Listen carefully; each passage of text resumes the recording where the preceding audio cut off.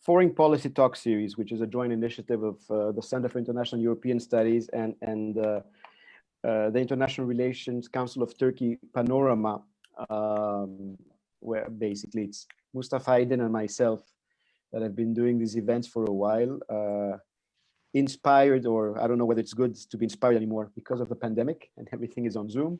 And so we just thought that it would be an interesting discussion to have about what everyone is talking about. You had the elections in the US, and I can imagine that in every national capital, everyone is talking about what does this mean, right? Does this mean greater US re-engagement?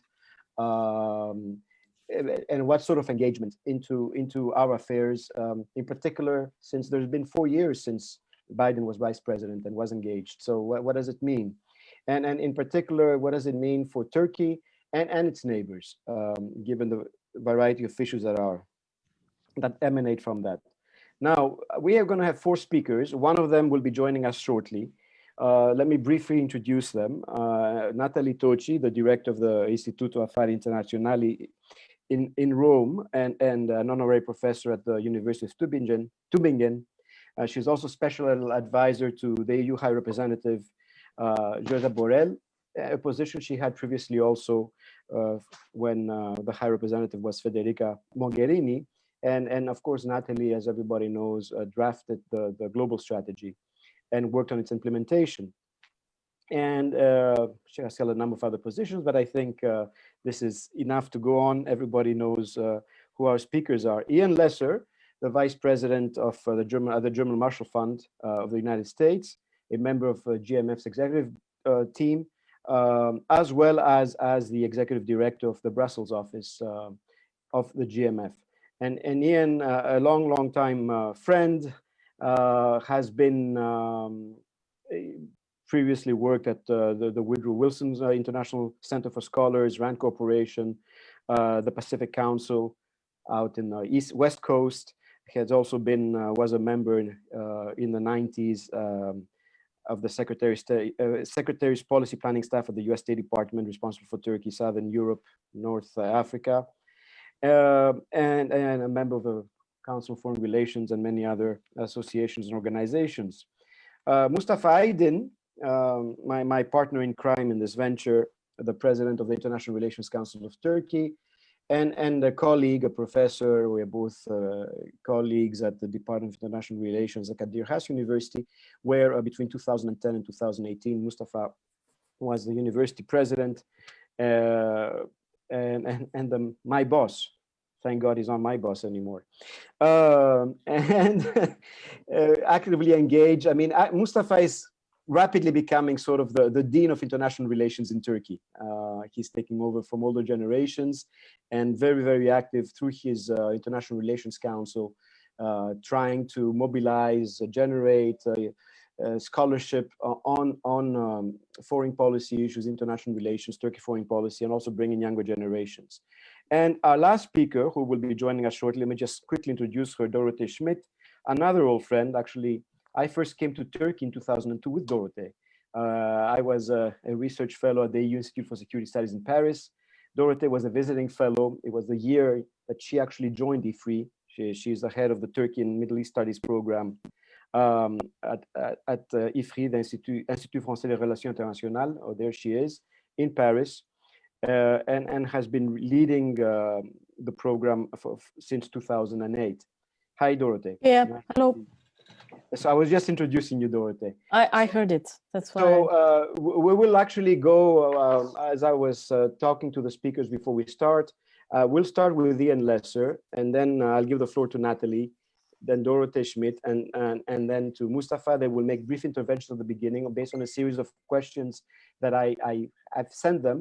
And then we'll get into a discussion. We'll be taking your questions in the chat function of Zoom, and those following us on Facebook can actually put them up on Facebook, and I will be looking at them and passing them on to the speakers. Ian, floor is yours. Dimitri, thank you very much. I mean, it's nice to be here with a lot of friends, old friends, and very nice to be talking about the whole question of what a Biden administration's foreign policy could be like, because, you know, if we had had this meeting a few weeks ago, we wouldn't have been sure that that was what we'd be talking about. So, you know, this is actually, for Americans who may be listening, this is, of course, Thanksgiving. Let me say that in some ways, this is an analytic Thanksgiving as well.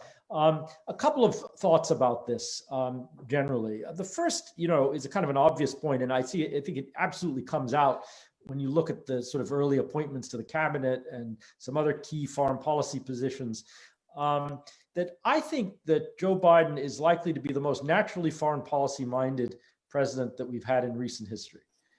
There are others who have had that thrust on them for different reasons. I think particularly of Bush most recently, but really not since maybe George H.W. Bush, where we have a president who feels so at home in the international environment and actually takes a strong interest in all of this as a policy concern.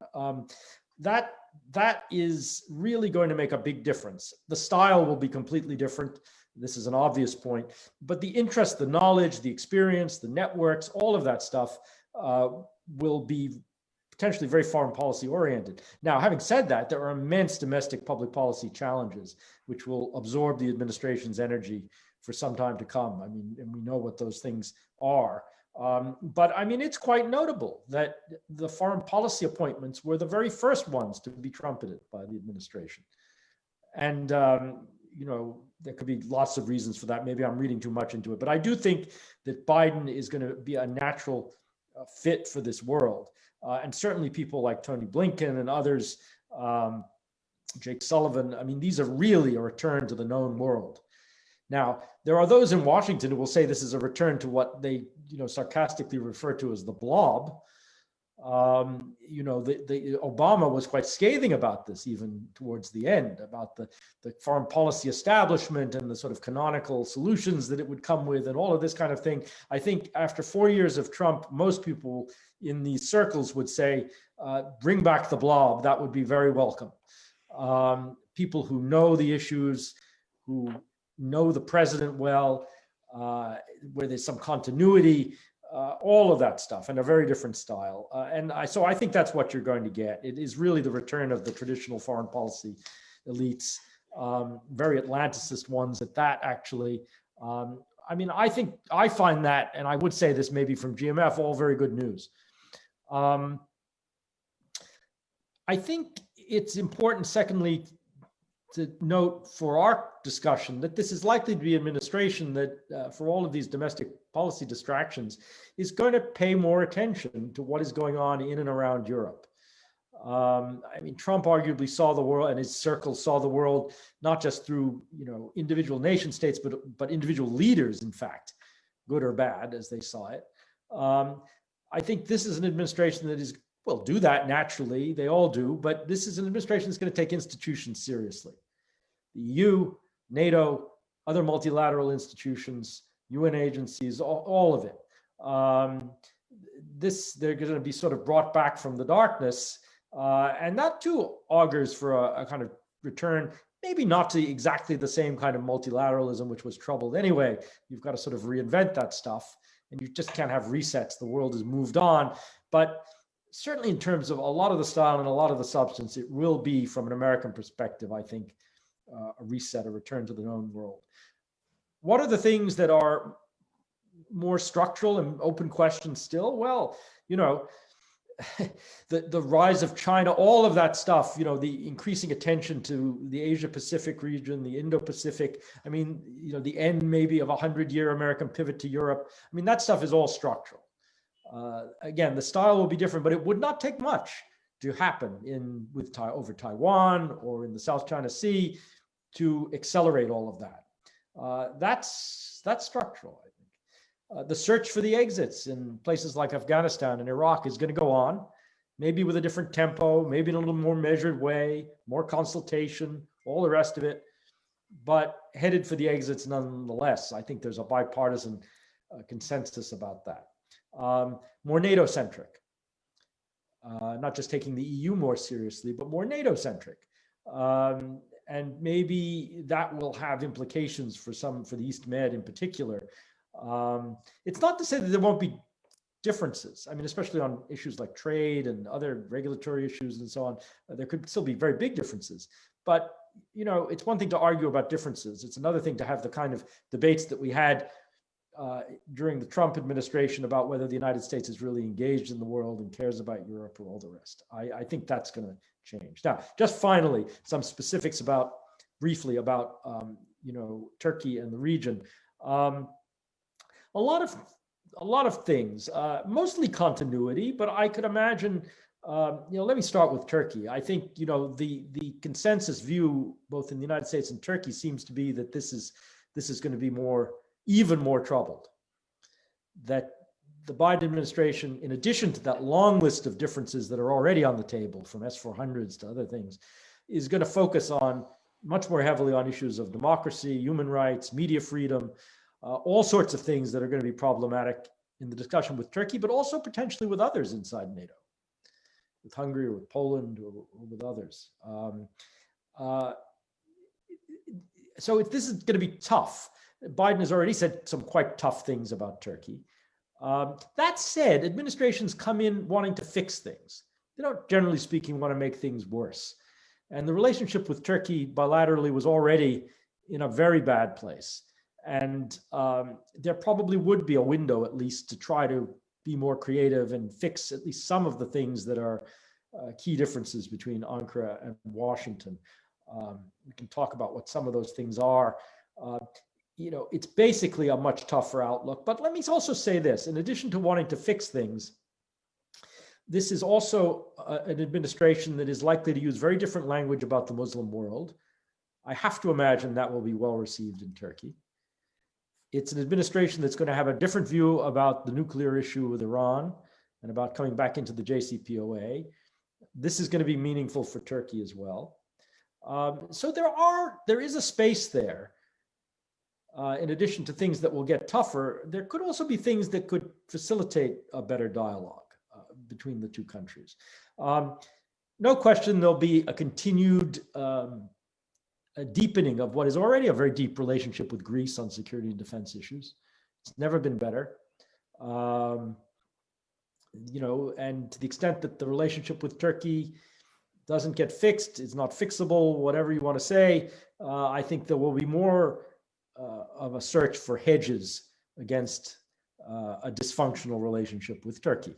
I'm not predicting that, but I think that'll be on the agenda. I could say more, but maybe we'll save it for the discussion about Saudi Arabia and Egypt and Israel, Russia's role. There's a lot to say on those fronts, but maybe I'll leave it at that, Dimitri. Thank you.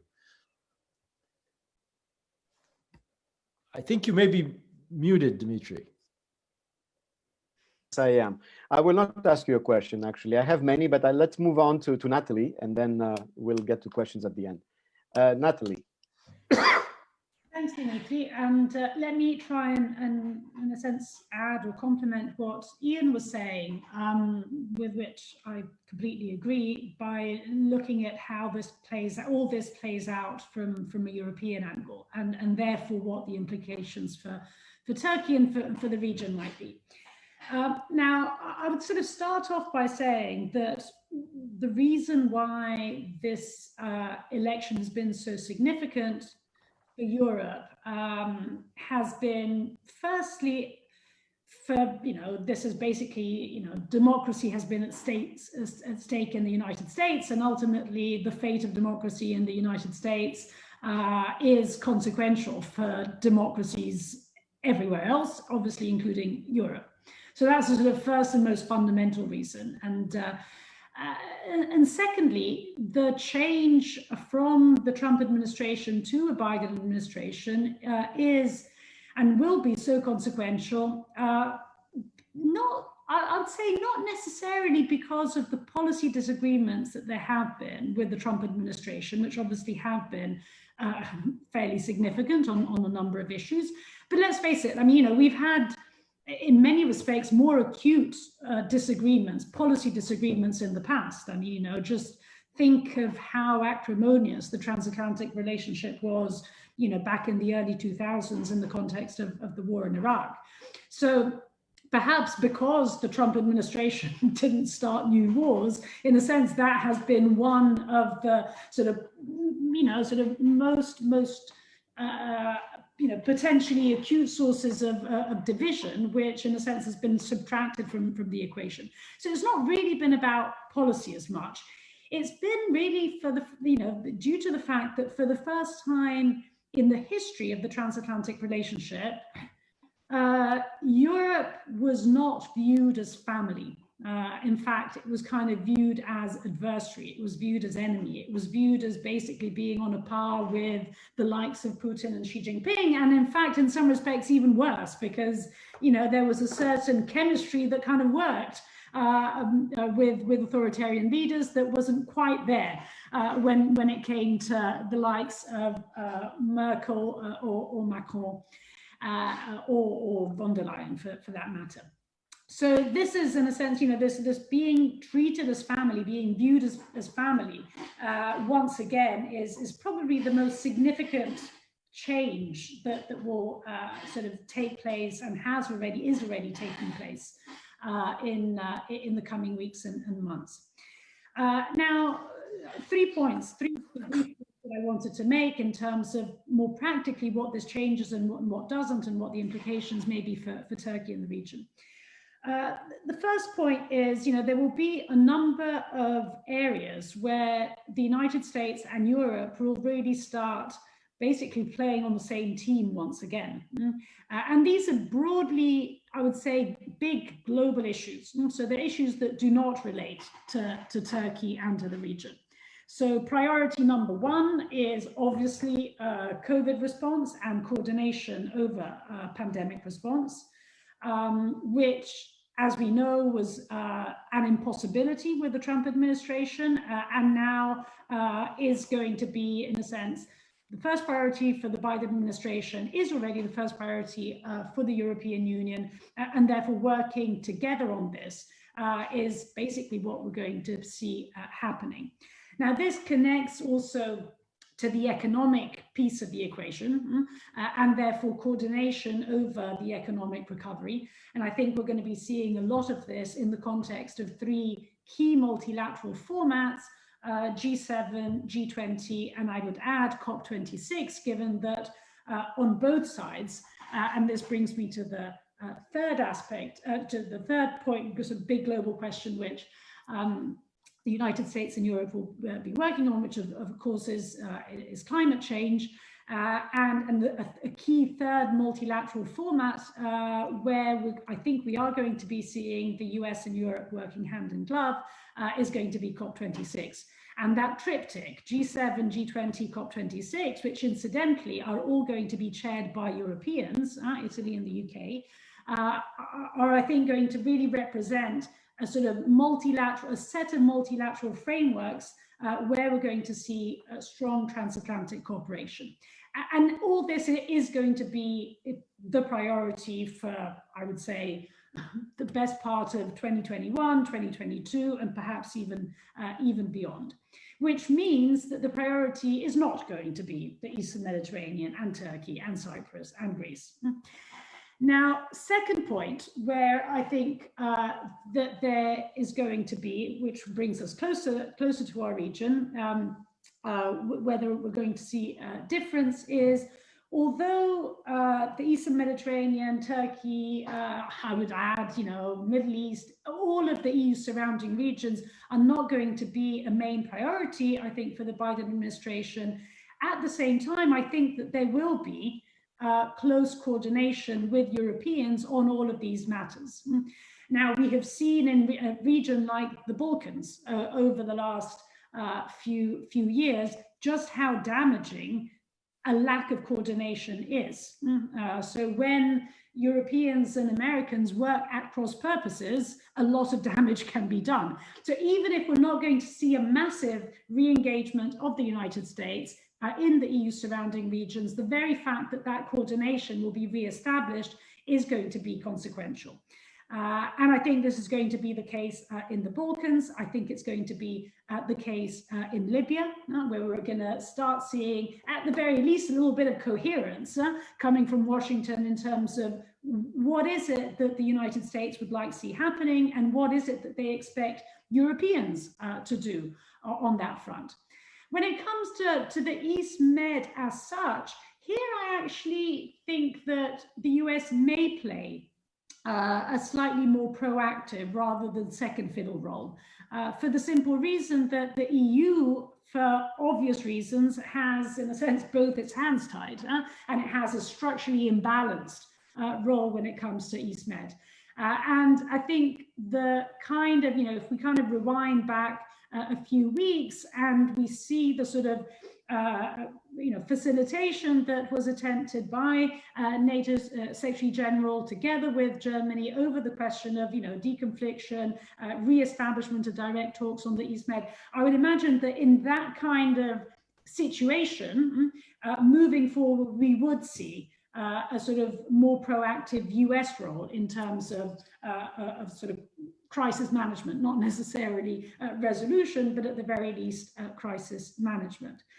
Much in the same way, obviously, I would imagine there to be, and there already is, close coordination between the Biden team and Europeans when it comes to the JCPOA.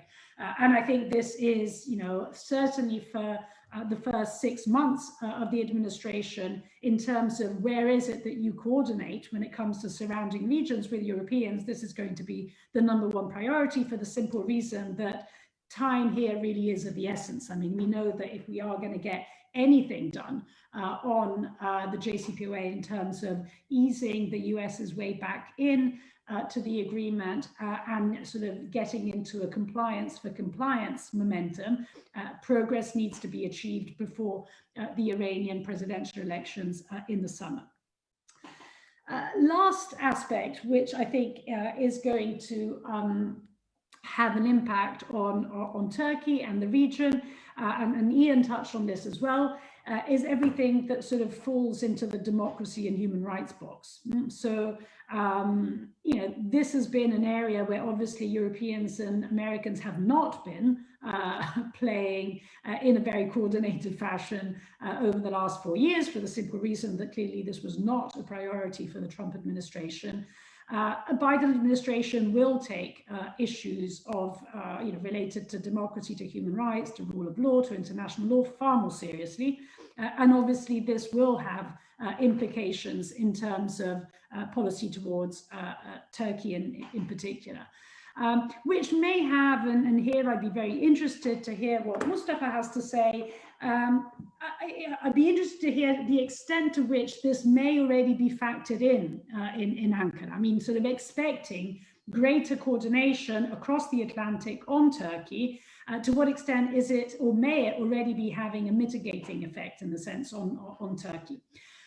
So I think that when it comes to some aspects, taking at heart democracy and human rights may even create, at times, not Turkey related, on some issues, perhaps even greater potential for confrontation. I mean, think US-China, taking more seriously democracy and human rights issues or international law issues is obviously going to exacerbate the US-China confrontation.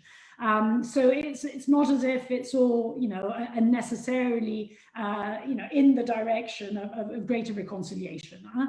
But I think this will be, I think that when it comes to these questions, the US and the European Union really are going to be, again, playing very much on the same team. And whereas in a case like China, it may exacerbate conflictuality. My hunch is, but again, I'd be interested particularly to hear what Mustafa has to say on this. My hunch is that when it comes to the East Med and when it comes to Turkey, this is actually good news. And I'll stop there, Dimitri, for the time being. Well, thank you, Natalie. It's interesting. Both you and Ian do not necessarily talk about. I mean, yes, it's repairing the relationship. It's how to re-engage or engage with the Europeans, but it seems to be a continuity, which is repairing the relations as opposed to maybe accounting for systemic change or systemic disorder, which is also compounded, as a Turkish interlocutor reminded me this afternoon in a workshop I attended, that this is also happening within Turkey itself, institutionally, the systemic change or disorder, and therefore how this would account for the relations. But I can leave this. You can answer this later. Dorothy, let's hear what you have to say. Bonjour Hello. Dimitri. Can you hear me? Is that okay? Okay. So a different view from Europe, maybe, because I fully agree with you that we have to take into account this sort of systemic change towards systemic disorder. So my 4 points will be on, first, the frame. That's what we've just been alluding to. Then Europe, the Middle East, and Turkey specifically. So we all shared an immense sense of relief, I think, in Europe. But then, shall we say that we're back to normal? What's normal these days? That's the first problem. I think we all tend to talk like without taking into account the consequences of COVID, the massive economic consequences that we have, massive economic crisis, financial crisis, bankruptcy that we can expect here and there within the countries and more systemically. And I think that's very important. So not only Trump, but the context has worsened. I mean, not only Trump has made the world worse, but also the context has degraded clearly. What really struck me these days is that the first opinions that I saw, the first op-eds that I could read that really took my attention in Europe, said basically that we should learn to live without the US. We can do without the US. We've taken this habit, and we needed this Trump shock to be able to work on our autonomy, strategic autonomy, normative autonomy, I would say also. So I don't see, I see a sense of relief because the previous administration is going and nothing was possible in terms of daily work. But I see the priorities are not going back to what they were earlier. And I think it'll be quite difficult for some protagonists to restore trust and normal links. So I don't think we can reverse everything, and we will need a lot of creativity. So what's good is that we see this new American administration, seen from this side of the Atlantic, looks very energetic. I mean, people want to invent new forms. They know that they cannot do with the former system of institutions that was maybe a little sclerotic, and they have to move forward into new forms of multilateralism, etc. The other worry that we have in Europe was that the new administration, American administration, will have to work on the domestic context. They would have to mend the American society, and they would not have that much time, resources, etc., to devote to international relations. And then we realize that the elected president is one of, arguably, that has, like Ian has said, the most deep international experience that we've seen for any American president in the last decade. He's interested in that. He knows about the international context. He will probably have a very competent team. So we can expect them to actually do work a lot on international issues.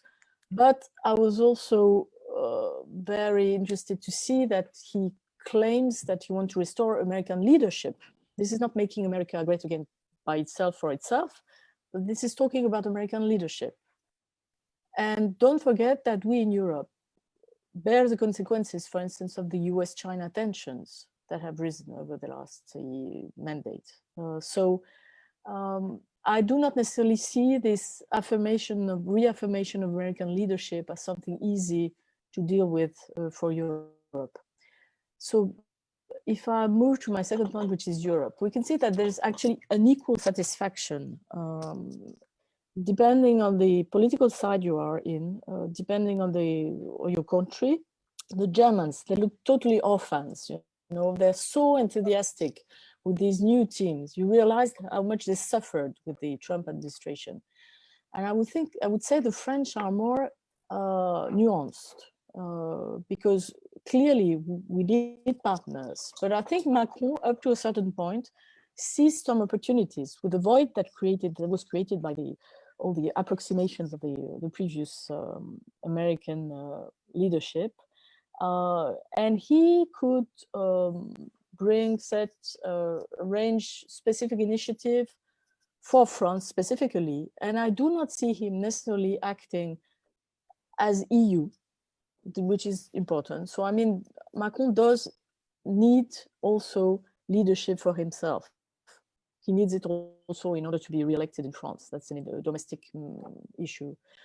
But I think he still wants to affirm leadership. I was, for instance, very impressed at the way he coped with the Lebanese crisis, like absolutely not coordinating with the Germans. So I see this Franco-German divide very strong on transatlantic matters. You see the German Minister of Defense basically said, okay, we're done with strategic autonomy. We don't need it anymore. The Americans are going to take our security in charge again. So, and I don't think the mood is this in Paris. I also see critiques of the Biden and the people he'll bring in within the French right circles. People thinking he's much too idealist. He's a leftist. This is bad. Like we know he's not the ultra leftist side, but I mean, Trump had some supporters within the French right as well. So especially because he was very erratic with Russia, and there is a strong Russophile sentiment in France, and probably because he behaved in a very strong manner vis-à-vis China. This being said, the titles, the front page of the Figaro today was like Antony Blinken, Francophone and Francophile. That's what matters. Stop, full point. Okay, so this guy knows France, speaks French, and you know, this is this idea of a sort of competition of leadership, even symbolically. When we come to the issues that we can work together, of course, multilateralism is a very important point. We're back to welding together an international society. We'll have a sense of cooperation, if not equality. NATO becoming a forum for political dialogue. Again, that's very important. We realize that in the East Med, without NATO's efforts, I don't think de-escalation would have been possible between Turkey and Greece. And another point that's very important certainly for France, climate change, cooperation on climate change issues, the Paris Accord, etc. Now, if we come to the Middle East, what we see of the Middle East nowadays, the main problems we're facing, we Europeans, are more conflicts, more civil wars, maybe new conflicts in the making, some states collapsing like Lebanon. Second problem, Islamic terror, the return of the terror attacks on the European soil. Third main problem, refugees, Syrian refugees. So how do these three issues affect the Americans?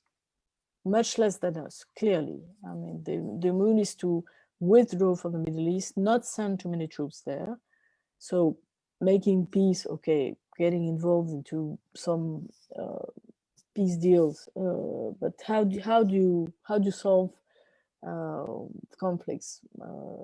We have to get together, certainly on that. Islamic terror is more a problem for the Americans, and I see there is a lot of wishful thinking, which maybe actually become a reality, that the Americans will re-engage on fighting ISIS and try to prevent the resurgence of ISIS, a strong one in Iraq and Syria. And refugees, I think, is an issue that we have to deal by ourselves, we Europeans. Because what I learned in the past is that the Americans' engagement in the Middle East was based on a few pillars, which was maintaining stability. We don't have stability nowadays. Ensuring freedom of circulation, especially for energy routes. If this administration is going for a more clean world, if they have their own energy autonomy, they will be less interested in the oil and gas business in the region. And securing the fate of Israel. Israel is done, and Biden is not going to move backwards on that. He will not retransfer the embassy to Tel Aviv. When we see that they have an agenda on human rights, I really doubt that this can be sustainable in practice in most Arab countries. So I see we'll have a continuity with what we saw with Barack Obama, that is talking of democracy, human rights, etc., and then engaging on security issues in a smarter way, probably in other forms. The places where I see some interesting intentions are Iran, just like been developed by Natalie, and Iraq as well, because Biden seems to be more open to cooperation with Baghdad, especially if he wants to fight ISIS, and if he is more open to dialogue with Iran. So I see these two places as they have to be watched. They say they want to work on reconstruction in Syria. That's a big puzzle for me. Do we get rid of sanctions? What's the political solution? Does it mean that the Americans absolutely don't care about the political frame that will emerge in Syria? And the other puzzle for me is the very empathic, laudative even statements that the Biden as a candidate has made towards Islam, the Muslim world at large, which I think does not take into account the very big fault lines, and which will probably be a difficulty to actually manage in practice. I mean, maybe I say that because Macron has exactly the opposite attitude, you know, claiming every 5 minutes that the Islam and the religion crisis, and we have to acknowledge that, and they have to acknowledge that, etc. So I see Biden exactly on the opposite side. And on Turkey, I suppose we're all curious to see the type of animosity that Biden has shown in the past will stay with Erdogan. We've seen the end of the Barak administration, some very tense relationship actually at personal levels between the two presidents. And I don't think this really impaired in a very crucial way the importance of the link between the strategic link between Turkey and America. But again, Trump's mistake, erratic behavior, etc., gave more opportunities for the Turks, especially in the Middle East. So this is probably the end of it. I mean, we're back to a more serious picture. My problem, and I think the problem of many European analysts, is that we're all struggling on our relationship with Turkey. Should we cooperate with Turkey, contain Turkey? How do we contain Turkey? Should we contain Turkey by including them? And there I'm quite certain that the Americans will be back to their historical line of trying to mend the relationship between the EU and Turkey by more inclusion of Turkey into European frameworks and more cooperation between the EU and Turkey. And I'm afraid this does not match at present necessarily the immediate interests of the Europeans. Maybe Turks more, but I'm not sure it'll be that easy to convince Europeans that their strategic interests are not put in jeopardy by some of the very aggressive attitudes that the Erdogan's administration has. And I stop there.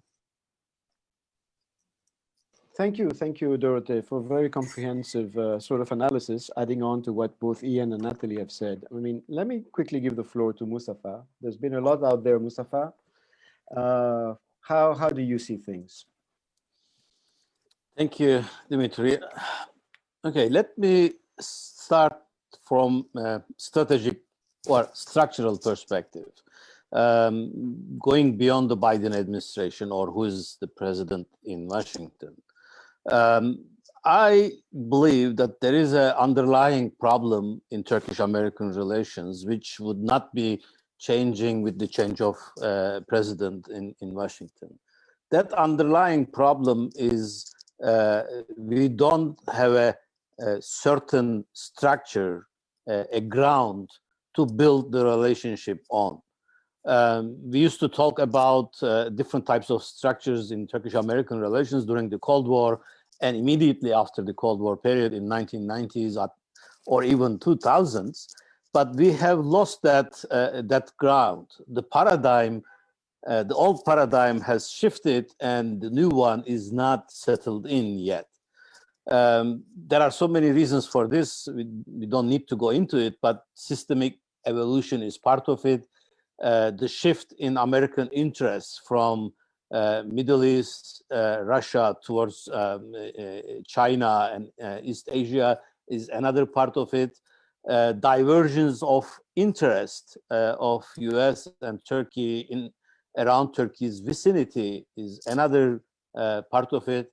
And I think divergence of threat perceptions are also a part of it. Turkey's threat perceptions are increasing the regional, no global threats perceived by Turkey, and most of the regional threats perceived by Turkey are not understood as threats by the United States. And of course, part of this is how we are dealing with the entities that we are calling terrorists or not.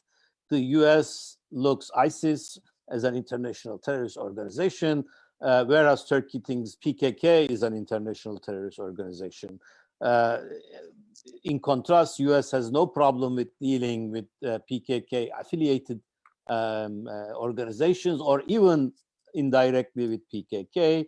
Why Turkey also does not attribute that much attention and importance to ISIS for coming back. So there are differences, structural differences here, and it's a big problem, I think. And also part of this is coming from the changing international geopolitics also, that Turkey might be not as geopolitically important as it used to be for the United States. I mean, I'm not comparing it not with the Cold War era. I'm comparing it in 1990s. I think even 1990s, Turkey was much more important for the United States in different sub-regions of the world, in Central Asia, in Caucasus, in Black Sea, in the Balkans, in the Middle East. I think this is not a case anymore for a number of reasons, not always related to Turkey. So less interest from the US, more divergences on the interest and threat perceptions leads to what everybody talks about, this transactionalism in relationship. And this transactionalism, transactional relationships is problematic because you don't see 3-5 steps ahead. It's very volatile. Then it becomes dependent on domestic politics, dependent on the personality of presidents, dependence on structure of the Congress in the US, Turkish domestic politics, lots of things. So it becomes much more problematic and very difficult to predict for the future. In Turkey, of course, when the election period was going on, the government circles and people closer to government were not very happy, and they already showed that they would not be very happy to see a Biden administration, simply because they have this, I think, unfounded and misguided belief that Turkey had a very good relationship with Trump administration. I say misguided because it was very volatile, and I don't think we knew what to expect from the Trump administration. He helped Turkey on certain areas, especially delaying the Katsa problem for us, Katsa sanctions, and also making an opening in northeast Syria, east of Euphrates. So these two areas was quite well received in Turkey, but then he also made a couple of pronouncements, statements, sent a letter, a horrible letter. If you look at it, if you compare it with the infamous Johnson letter was a perfect. It looks like a wonderful letter from today when you compare Trump's letter. And of course, he threatened to ruin the Turkish economy. At one point, he also made some moves towards that too. So it was very, very volatile, very difficult to predict, and very difficult to sustain. But nevertheless, it seems the Turkish government preferred that. One of the reasons why they prefer Trump administration, because he provided his administration, himself actually, not even the administration, he provided a linchpin for Turkey to talk to in Washington. That brings me to the other part of the problem with Turkish-American relations, that Turkey is not able to talk anybody in Washington nowadays. Since now the Trump is going, it's become much more difficult. The traditional Pentagon, Turkish MOD relations, military to military relations are not going well since Iraq 2003, maybe even worse now. State Department is not that much interested in protecting Turkey or defending Turkey in the Congress, mostly to do with something to do with the Turkish domestic political developments and how people are seeing Turkey now. And also, it seems that Turkey has been now relegated in the State Department to the purview of Middle Eastern experts instead of where it used to be Europe. So there is this difference too. And of course, the Congress, I don't remember any time that Turkey's relations with Congress was bad, except in 1970s. So it's a very difficult situation for Turkey, and Turkey has to generate people and institutions to talk to in Washington. And of course, the prediction of the Biden administration giving much more important to institutionalization of the relations creates dreads in Turkey that now we have to talk to all these institutions. For me, I'm looking from a different perspective. I always favored institutionalization and going to institutions because they provide less uncertainty, more predictability. Even if we don't have good relations with American institutions at the moment, it will also give us a direction, and we will know what to expect. That was something lacking with the Trump administration, and a bigger problem. I think the Biden administration,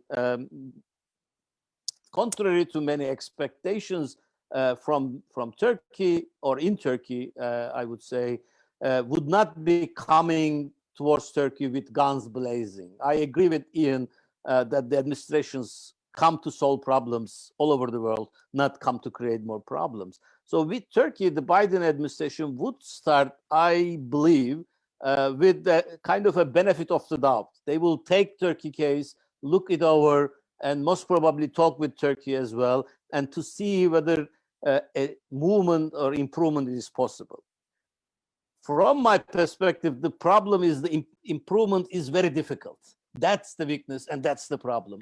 Otherwise, not for lack of trying. I think the Biden administration will try, and I think Turkish government will respond in kind, trying to patch up the relationship.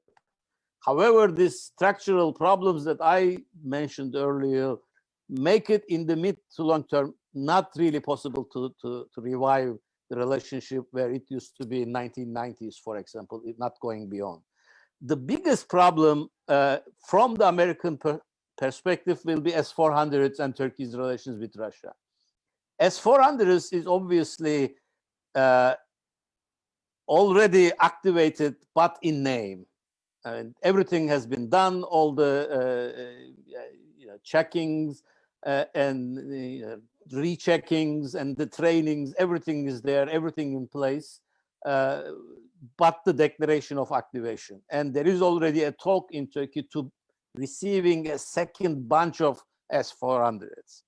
But nevertheless, Turkish government shows that it still understands what's important with the US, so that they kept delaying the announcement of activation. And I think they will wait to see what they can do with the Biden administration.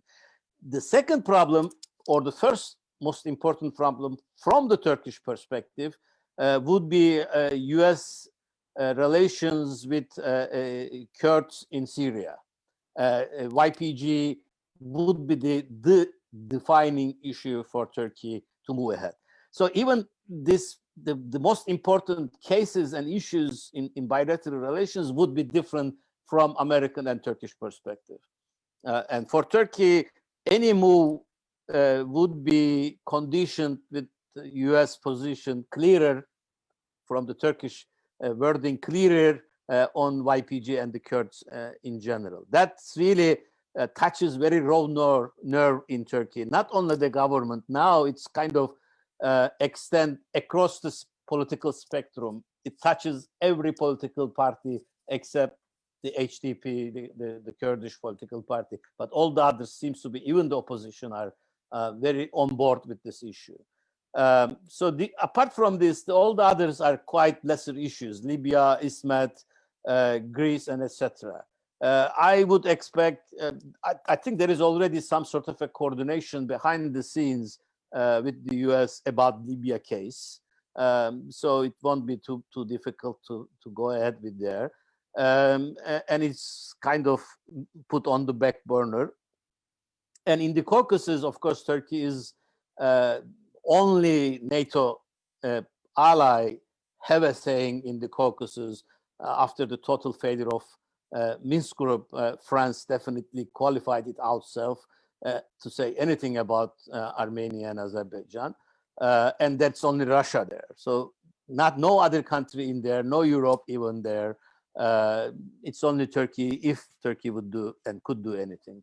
Of course, it's interesting. Nobody is talking about Russia. We were in another webinar last week, Dimitri. You would remember talking about the Caucasus, and everybody was looking, especially from the regional countries. They are all looking the US to develop a policy towards the Caucasus and the Black Sea, which would not be, it seems, not be very much high on the agenda of the United States. But there is a perspective, not very much talked about, but Turkey, Russia have an interesting dimension. Although Turkey and Russia have been cooperating quite a lot in different issues, and especially on Syria, you have to also see from a perspective that Turkey, in a sense, balancing, or at least trying to balance Russia in Syria, in Libya, and in the Caucasus. And it's the only NATO country who's doing that now. So if Biden administration are going to put more emphasis on NATO and maybe to have a relook on Russian case, that could be also a starting point, a good starting point for Turkish-American relations. Because let's remember, there are various reasons why Turkey move ahead with Russia, closer relations with Russia. But one of the most compelling reasons was S-400, and the closer relations was Syria. When Turkey parted, Turkey and US parted their ways in Syria, then Turkish-Russian relations really took off. Maybe finally, Biden was a person, remember, who came to Turkey after the July 15, 2016 coup attempt to pass the message of the United States. So he knows Turkey. He's been Turkey for many times, and he knows the importance of the country to the United States. So I don't think, finally, let me say, I don't think that he would be coming just to repeat the policies of Obama's second period. And Turkey, I think, do understand that, and do understand that there might be more emphasis on the reforms and democratization from the Biden administration, and also Turkish economy forces the government towards giving more attention and importance to relations with Europe, to US, and also more reforms in Turkey. We'll see whether that will happen.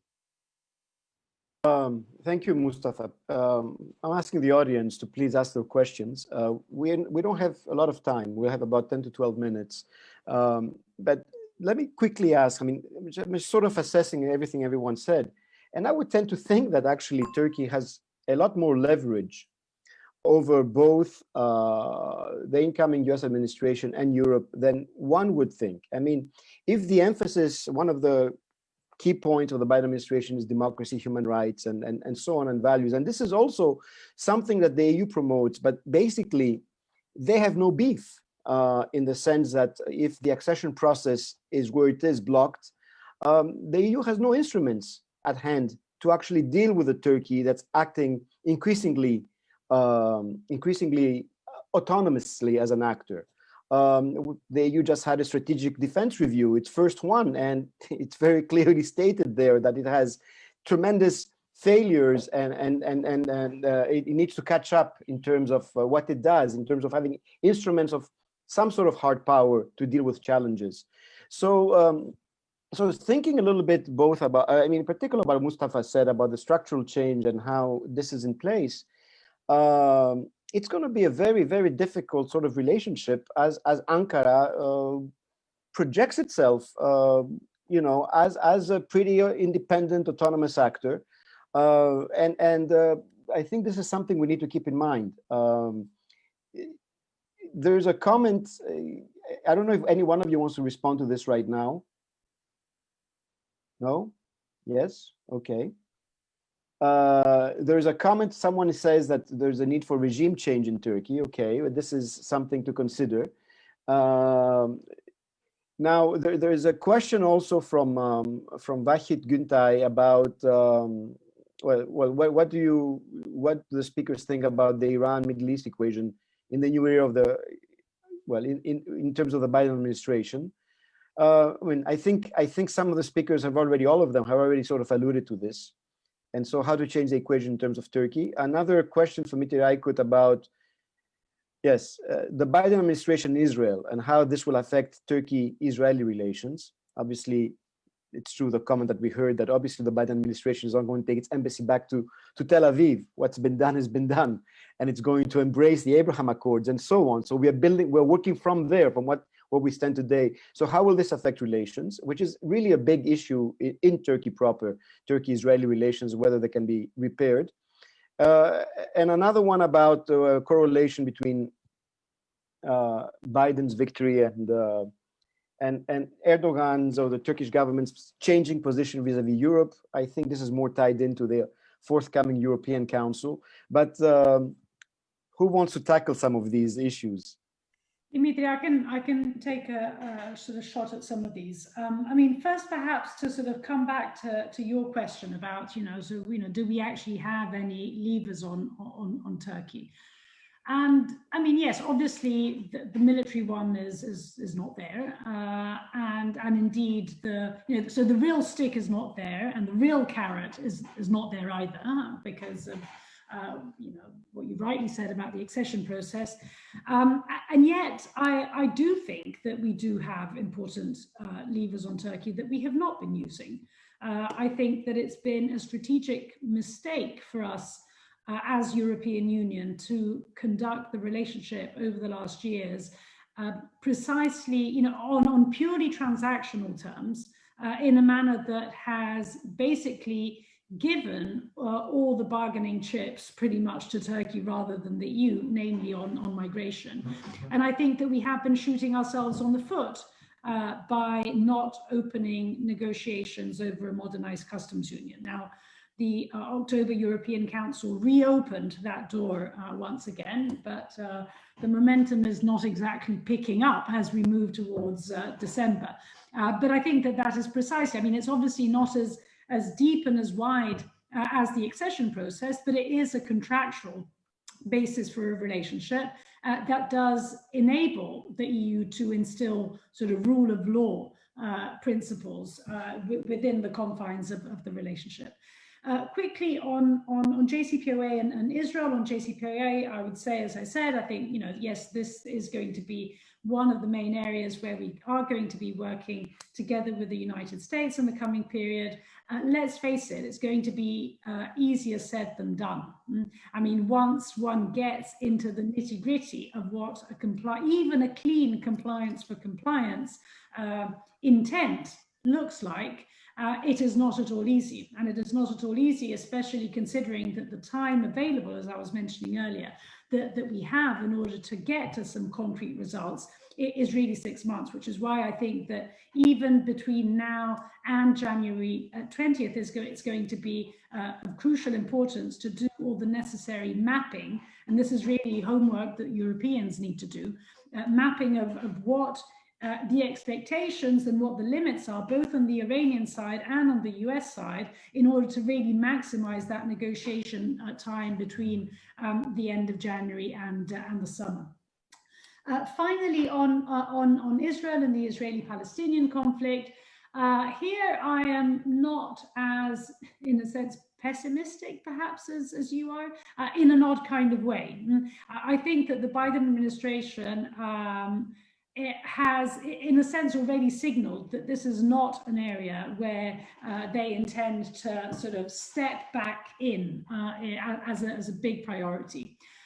And that is not necessarily a bad thing, given the real damage that has been done in terms of the paradigm shift away from, in a sense, a land for peace paradigm and towards a no annexation for normalization paradigm. So in a sense, if we were to sort of spearhead a new peace process on that basis, the damage done would actually be significant.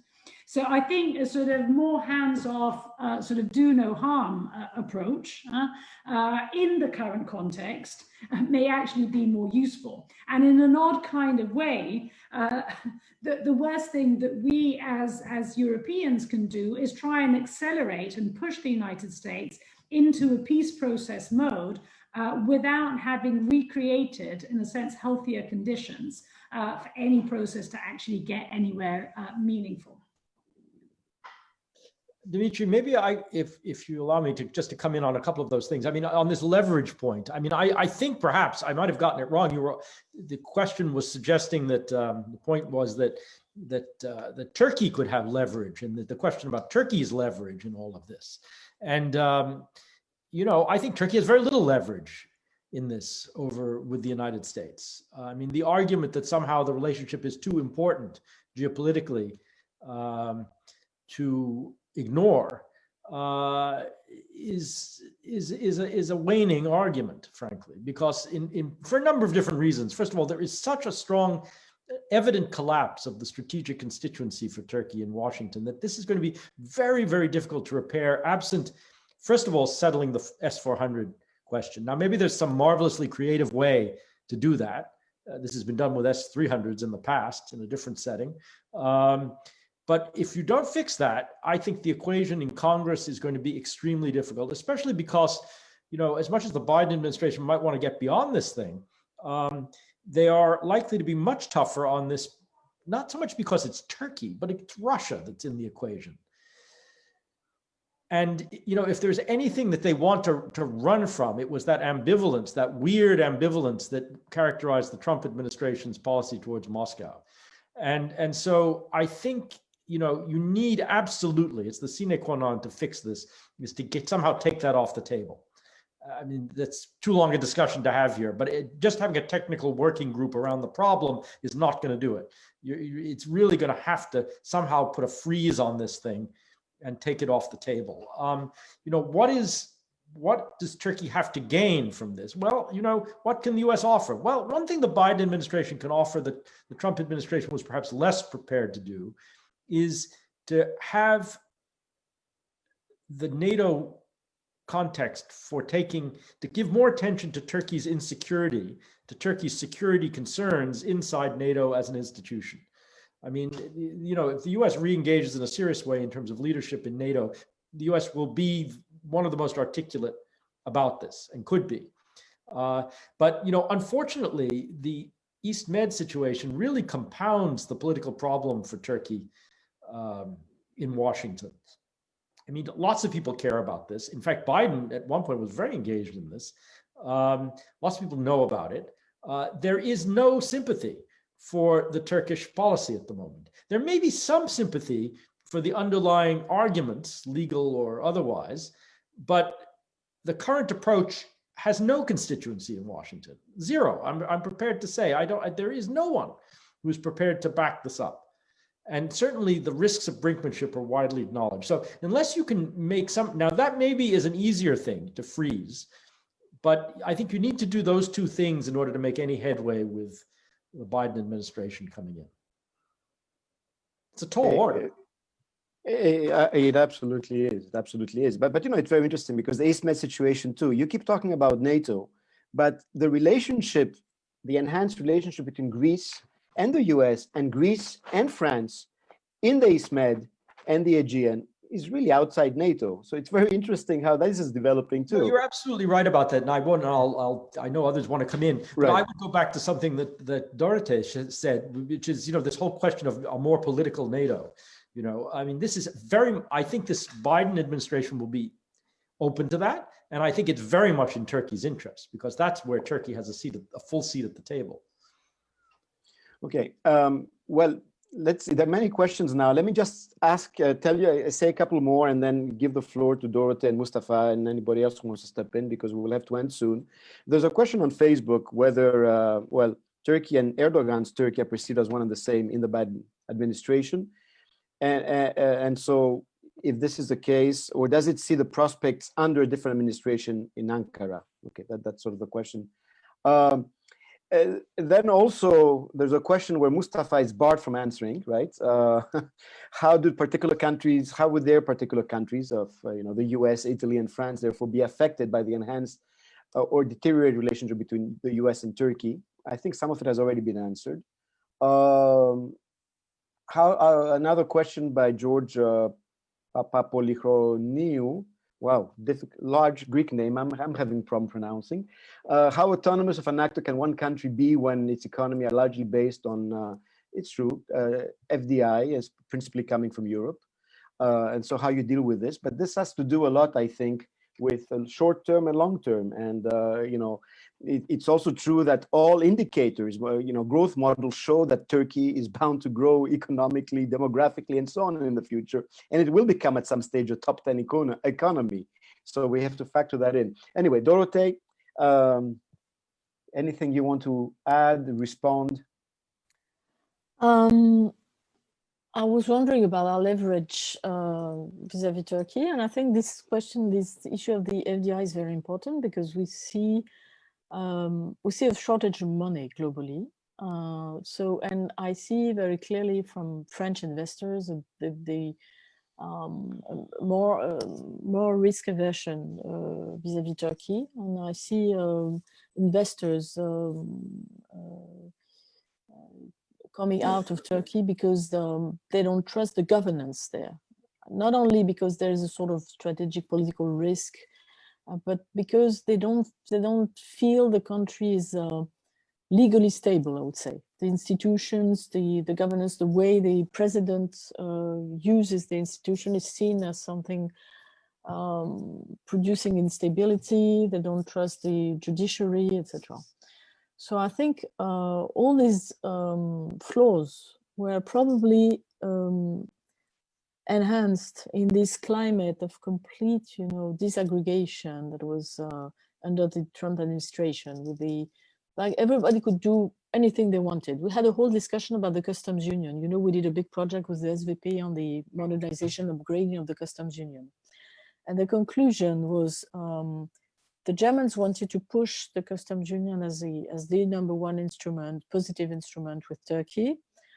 And basically all other countries had political restrictions. And then Macron came out and said, okay, we want to cancel the customs union, not even suspend it, but we don't want it anymore. So it doesn't work. But then looking into the technical details, you realize that we're in times of trade wars where everyone is behaving like if they were not actually constrained by this sort of agreements. So there, rising customs rates everywhere. They're putting new restrictions on trade. So in the end, you realize that maybe Turkey would have more of an interest of being in a free trade agreement than in a customs union with the EU, because it would have a say on the negotiation with the outside world, which is something it has claimed from the very beginning. So I think we do have a positive leverage on Turkey through FDI if everything goes back to a kind of normal, at least in terms of economic governance inside Turkey. And this may be actually reached under the very, very strong difficulties, changing parameters that we have post-COVID in the global economy. Everybody will have to adjust. Everybody will have to make an effort. So I'm quite confident that we can reach a stage of better agreement on economic matters with Turkey. But I don't think it will be done through the accession process, not even maybe through the customs union upgrading. Okay, thank you. Actually, Ian has to leave to join another meeting, and I think Natalie also. So do you have to add anything, any of you, the two of you, before I give the floor? My thanks, and it's very, very good to be with you. This was a lovely discussion, and my apologies for departing a little bit early, but thank you again. Same here. Thanks so much, Dimitri. Thank you, Jan. See you soon, hopefully. Nathalie, à bientôt. Thank you. Yes, Mustafa, lots of questions have been So asked. I'm late with the Turks. Yes. Unbelievable. Always, With the Turks, well, I'm a Greek, right? Don't Oh, forget that. sorry.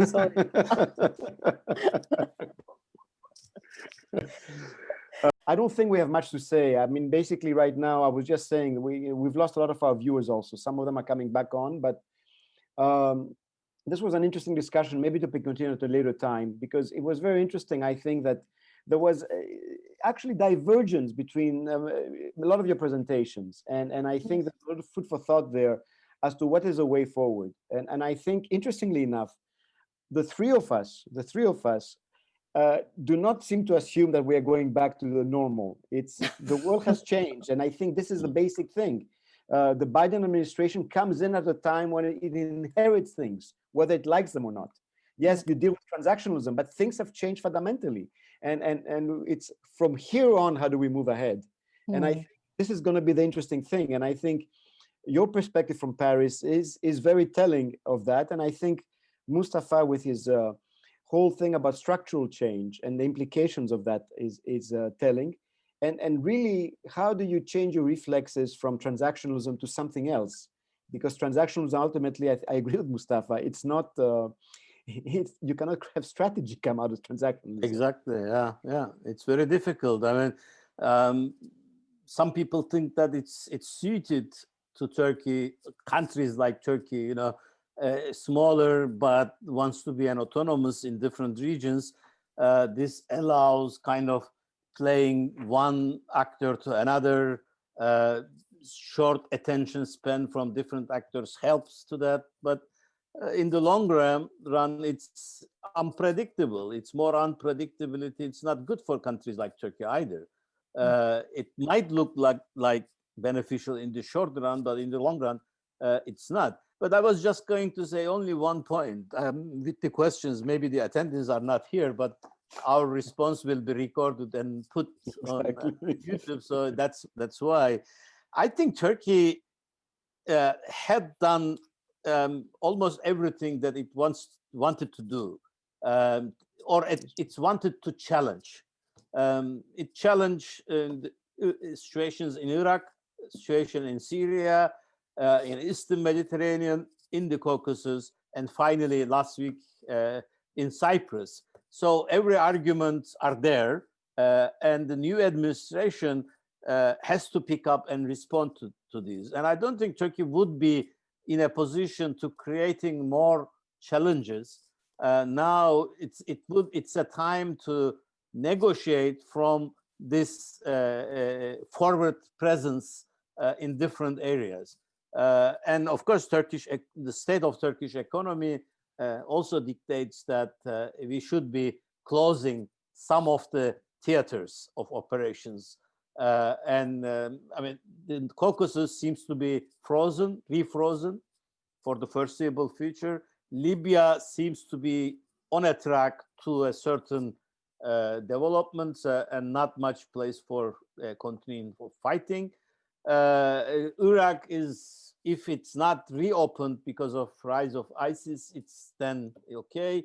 So this leaves, I think Eastern Mediterranean would not be that much a deal if United States shows more interest, because the EU already came to its limit of its influence in the Eastern Mediterranean, but US fresh look might tip the point there.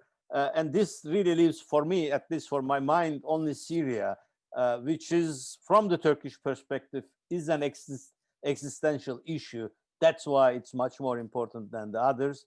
There, we might need to see some sort of a flexibility from the United States. So that's what I wanted to say. Your sound, Dimitri.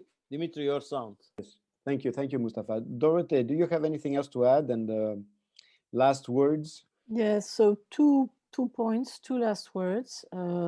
First, I agree that the fait accompli is a fact. So it's very important that Mustafa points out that Turkey has managed to challenge its partners on every issue. And now we have fait accompli, and we have to do with this. We have to find new solutions. And the second point was about the JCPOA, because I really wonder how, if we should, the basis to move forward is really this agreement, which was actually the result of a quite unique multilateral process that involved Russia and China. And China was a very important participant in the negotiation, because it was considered by the Iranians at the time as the neutral one. But now we have this rising antagonism between the US and China, which will not make things easy to, put everyone around the table. So it's not only, the JCPOA is not only about Europe, Macron saying we want full implementation of the JCPOA, and this trust problem that we have with the US.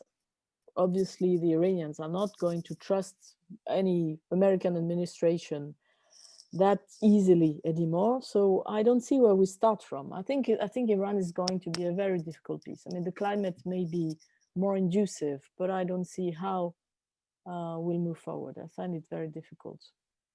Yeah, I think it's very interesting, because I think Natalie was saying that, yes, right now you take stock of where we stand, starting January 20 until the summer, we try to find a deal, and it seems a bit ambitious if it's actually possible. Because again, yes, this is the inheriting. You start again being engaged in a world that's fundamentally changing and has changed.